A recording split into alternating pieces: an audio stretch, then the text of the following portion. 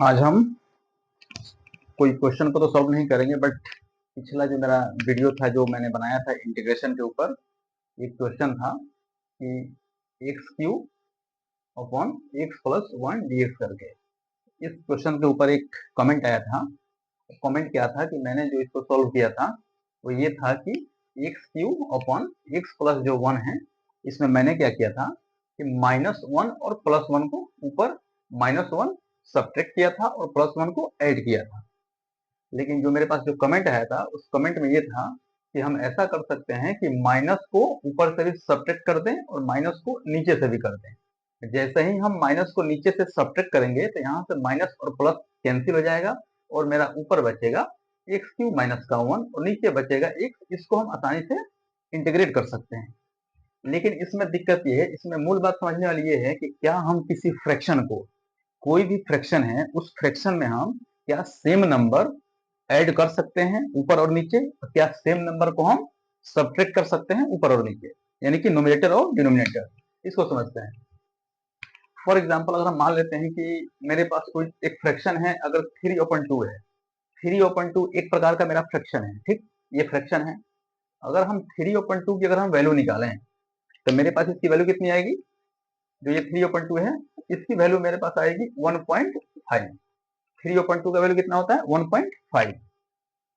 अगर इसमें अगर हम सेम नंबर, अगर ऊपर में अगर हम सेम नंबर सब्ट्रैक्ट करते हैं और नीचे भी, अगर यहां से अगर हम ऊपर में -1 घटाते हैं और नीचे भी -1 घटाते हैं, तो जैसे ही हम 3 में से 1 घटाएंगे ये बचेगा 2, और नीचे 2 में से 1 घटाएंगे तो ये बचेगा 1।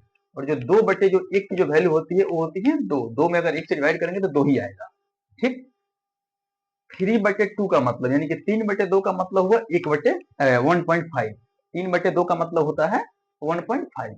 लेकिन जब हम 3 में से जब हम 1 घटाएंगे और 2 में से भी 1 घटाएंगे, यानी कि जब सेम नंबर को जब हम सब्ट्रैक्ट कर रहे हैं, तो सब्ट्रैक्ट करने के बाद जो मेरा आउटपुट आना चाहिए, जो मेरा आउटपुट जनरेट होना चाहिए, वो भी आना चाहिए 1.5। तभी जाके ये सेटिस्फाई करेगा, तभी ये ट्रू होगा, नहीं तो लॉजिकली ये बिल्कुल करेक्ट नहीं है। तो यहाँ जब हम 3 में से 1 घटाए, 2 में से 1 घटाए, तो मेरा 2/1 आया। 2/1 का मतलब 2। क्या ये 1.5 इक्वल टू 2 है? बिल्कुल नहीं है। इसका मतलब कि किसी भी फ्रैक्शन से हम ऊपर और नीचे, यानी कि न्यूमरेटर और डिनोमिनेटर से हम सेम नंबर को सब्ट्रैक्ट नहीं कर सकते हैं, पहली बात। दूसरी बात एक और हम चेक कर लेते हैं ऐड करके। यहाँ अगर 3/2 है, इसमें हम ऐड करते हैं +1। अगर +1 अगर इसमें हम ऐड करते हैं तो इसमें ऐड करने के बाद हम देखेंगे कि जैसे ही हम इसमें +1 ऐड करेंगे कितना आ जाएगा? 3 + 1 4 और नीचे आएगा 2 + 1 3, यानी कि 4/3 4/3। 4/3 को अगर हम डिवाइड करेंगे तो यहाँ पे मेरे पास आएगा 1.3333, यानी कि इसको हम लिख सकते हैं 1.3 के ऊपर बार लगा सकते हैं। क्या ये 1.3 के ऊपर जो बार है 1.3 बार ये इक्वल टू है ये 1.5 के इक्वल है? बिल्कुल नहीं है। इसका मतलब कि किसी भी फ्रैक्शन से हम सेम नंबर को ना तो सब्ट्रैक्ट कर सकते हैं और ना ही ऐड कर सकते हैं। ये दोनों बिल्कुल गलत है। ये गलत ही नहीं, एक प्रकार से ब्लंडर भी है। अब सवाल आता है कि क्या हम किसी फ्रैक्शन से सेम नंबर को मल्टीप्लाई कर सकते हैं और डिवाइड कर सकते हैं? तो इसको भी देख लेते हैं।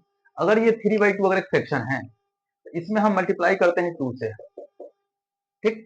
अगर 3 में अगर 2 से मल्टीप्लाई किया तो मेरा आया 6, 2 में 2 से किया तो यहाँ आया 4। इसका मतलब कि 3/2 को हम 6/4 भी लिख सकते हैं। अगर लग रहा है कि ये गलत है तो यहाँ पे देखिए 3/2 का मतलब होता है 6/4। अगर 6/4 को यहाँ पे लिखा है 6/4, इसको अगर हम सिंप्लीफाई करेंगे तो यहाँ पे हम 2 से भाग लगाते हैं, तो 2 से भाग लगाएंगे 6 में तो आएगा 3 और 2 में लगाएंगे तो आएगा 2, फिर वही आ गया। इसका मतलब ये हुआ कि किसी भी फ्रैक्शन में हम सेम नंबर से डिवाइड कर सकते हैं और मल्टीप्लाई कर सकते हैं, लेकिन सेम नंबर को हम सब्ट्रैक्ट और ऐड नहीं कर सकते हैं। फॉर एग्जाम्पल एक और लेते हैं एग्जाम्पल। अगर यहाँ पे हम डालते हैं 14/15, ठीक। अगर 14 होता है ये 2 के टेबल में आता है तो यहाँ पे आएगा 2 7 जा 14, लेकिन ये 15 नहीं कट पाएगा।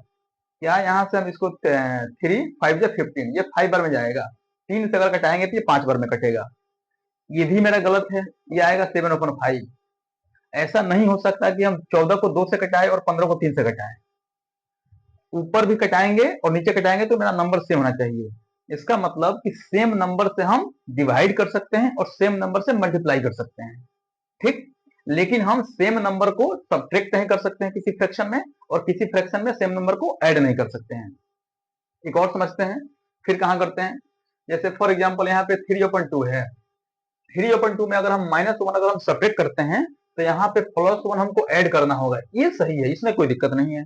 अगर किसी फ्रैक्शन है 3/2, इसमें अगर हम -1 को अगर हम घटाते हैं तो हमें +1 वहीं बगल में जोड़ना पड़ेगा। फिर या फिर ऐसे कर सकते हैं कि 3/2 है, यहाँ पे अगर -1 करते हैं तो यहाँ भी हमको +1 करना पड़ेगा। ये ऊपर और नीचे आप कहीं भी कर सकते हैं, लेकिन आप सेम नंबर को ऊपर से और नीचे से घटा नहीं सकते, ये गलत है, और जोड़ भी नहीं सकते, ये भी गलत है। अगर आपको 3 में से अगर एक घटाना है, ऊपर अगर आपको -1 करना है तो बगल में आपको +1 करना होगा, इसमें कोई दिक्कत नहीं, ये ठीक है बिल्कुल। 3/2 है तो इसमें -1 करना है तो बगल में +1 कीजिए। लेकिन आप किसी फ्रैक्शन से आप किसी सेम नंबर को आप घटा नहीं सकते और सेम नंबर को आप जोड़ नहीं सकते, लेकिन आप सेम नंबर से मल्टीप्लाई कर सकते हैं और सेम नंबर से डिवाइड कर सकते हैं। एक और होता है मैथ्स का, जो मैथ्स का ये बिल्कुल कंसेप्ट नहीं है।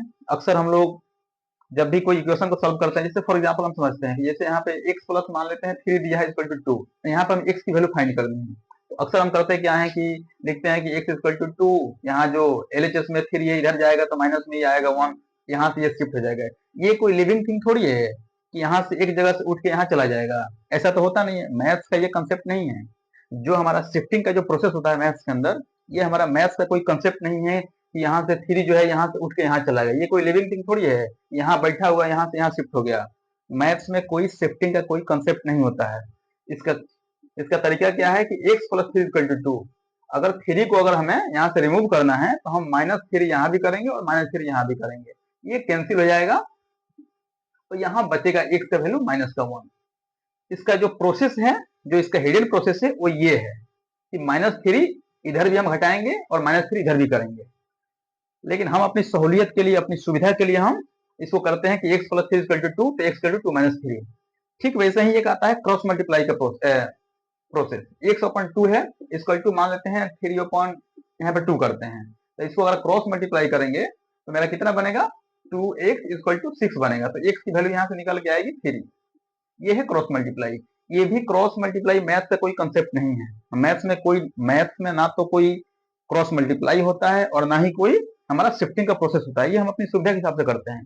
अगर इसको अगर हमें सोल्व करना है तो मेरे पास एक तरीका ये है, सबसे बेटर तरीका, कि जो हम 2 से ऊपर मल्टीप्लाई करें और 2 से यहाँ भी मल्टीप्लाई करें। 2 यहाँ करेंगे तो 2 कैंसिल हो जाएगा, फिर यहाँ भी 2 x की वैल्यू 3 आएगी। इसका सही प्रोसेस ये है कि 2 से यहाँ भी मल्टीप्लाई करें, 2 से यहाँ भी करें, लेकिन हम अपनी सुविधा के लिए इसमें भी हम करते हैं क्रॉस मल्टीप्लाई। 2 में x से करते हैं, फिर 2 में 3 से करते हैं, 2x 6, x की वैल्यू आ जाएगी 3। मूल जो चीज जो था समझाने वाला ये था कि जो मेरे क्वेश्चन के ऊपर डाउट आया था कि मैंने ये बनाया था इसको ऐसे करके, -1 किया था, +1 किया था, नीचे x + 1। तो जो मेरे कमेंट का जो मेरा कमेंट था, एक ने कमेंट किया था कि क्या हम यहाँ पे +1 जो है यहाँ पे -1 कर दे, ऊपर -1, ये कैंसिल हो जाएगा, तो यहाँ से आपका ये जो है x³ -1 ये आसानी से इंटीग्रेट हो जाएगा। बट हमेशा ध्यान देने वाली बात ये है कि किसी भी फ्रैक्शन से हम सेम नंबर को ना तो ऐड कर सकते हैं, ना हम ऐड कर सकते हैं, ना हम सब्ट्रैक्ट कर सकते हैं। ये बिल्कुल टोटली रॉन्ग है, बिल्कुल टोटली रॉन्ग है, कंसेप्चुअली बिल्कुल रॉन्ग है। हम सेम नंबर को डिवाइड कर सकते हैं और सेम नंबर से मल्टीप्लाई कर सकते हैं, लेकिन सेम नंबर को हम घटा नहीं सकते, उसको ऐड नहीं कर सकते। अगर किसी नंबर को अगर हमें घटाना है ऊपर और नीचे, तो उसके बगल में हमें अगर माइनस करना है तो +1 करना होगा, या फिर यहाँ माइनस किए तो यहाँ +1 करना होगा।